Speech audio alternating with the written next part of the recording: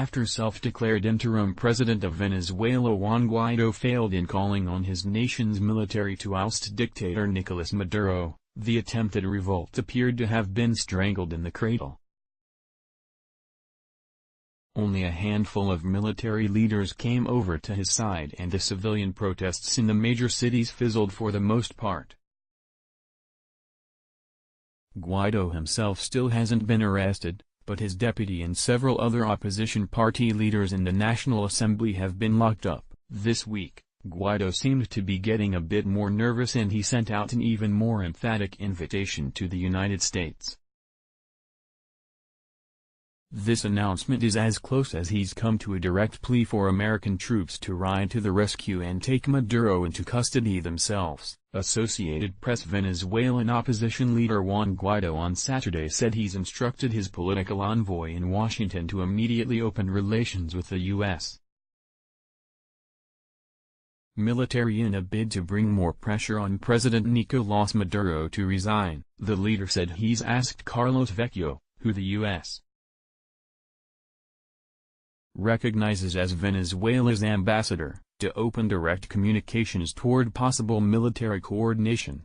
The remarks, at the end of a rally Saturday, mark one of his strongest public pleas yet for greater U.S. involvement in the country's fast-escalating crisis. While Guaido has repeatedly echoed comments from the Trump administration that all options are on the table for removing Maduro, few in the U.S. or Venezuelan opposition view military action as likely, nor has the White House indicated it's seriously considering such a move.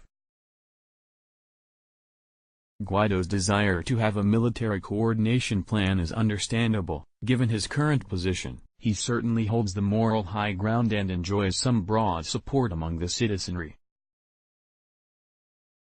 There's also a definite argument to be made that he is technically the interim president, though a more formal recognition process would have been helpful, but the fact is that without the support of the military in his own country, he lacks the ability to exert true control or rule the nation.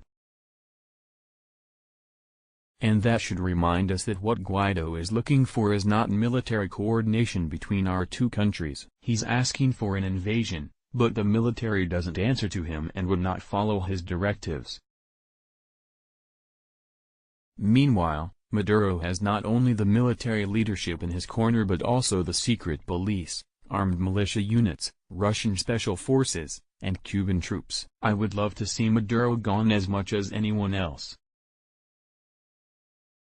The guy is a monster, growing fat off of the plundering of his nation's coffers while his people literally starve in the streets. But if he's to be removed, it needs to be done by Venezuelans, not a foreign invasion force.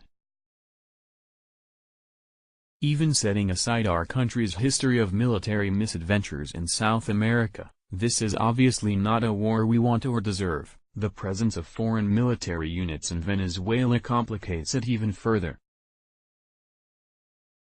We should stand ready to support Guaido if he is able to take power and perhaps even give Maduro a free lift to safety, as the president has suggested, if that helps ends the conflict peacefully. But sending a squadron of B-2s to conduct a midnight bombing run on Caracas would simply not end well and could very likely subject us to the law of unintended consequences.